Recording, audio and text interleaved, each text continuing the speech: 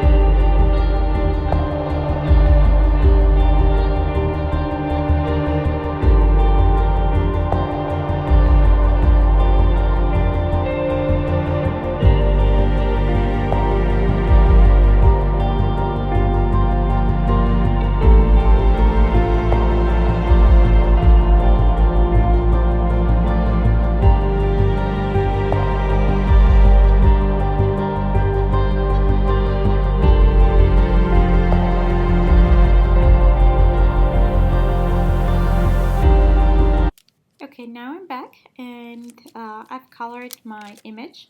Next is to stamp the sentiment, and I picked 2 stamps from the Faith and Love set, Have Hope.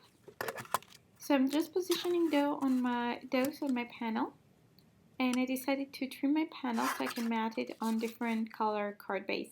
So I'm trimming it to 4 by 5 and a quarter, and then I'm putting my panel back in my MISTI so I can stamp the sentiments. So I'm just securing my panel with the magnets. So next, first, because the hope word is larger than have, so I'm gonna stamp that one first. And I'm using VersaFine. I'm just gonna apply some embossing anti-static powder. And I'm stamping 3 to 4 times using the VersaFine. Again, because it's rougher texture. And I really want to be kind of intense black. Like very nice black color. I'm stamping it a few times. And then I'll emboss it with clear embossing powder. So next I'm positioning the word have. And I'll repeat the same process for that sentiment as I did for the hope. So you can notice here like how have is a little bit lighter than hope. After I stamp it a few times, it gets really nice dark black color. So next I'll get my clear embossing powder and apply generously over my sentiment. Make sure that everything is covered. And next I'm heat setting that. Make sure that everything is nicely melted. Then I'm just kind of straightening that panel because it's kind of thick from the watercolor paper is thicker. So it warped a little bit while I was heat setting it and as well when I was watercoloring it. Next I'm applying Fast Fuse or Tombow Extreme Adhesive onto the back, and I'm adding some fun foam to add dimension to my card. And I'll adhere it to black card base. So I'm applying a bunch of adhesive because as I said, the watercolor paper has rougher texture, and I want it to be nice and straight and make sure that it doesn't pull off the fun foam. Next I'm adding some iridescent white sequins. I'm positioning them where I want them to be. And lastly, I'm using some Ranger Multimedia Matte to adhere the sequins and finish my card. So here's the finished card. Thanks for watching and see you soon in another video. Bye!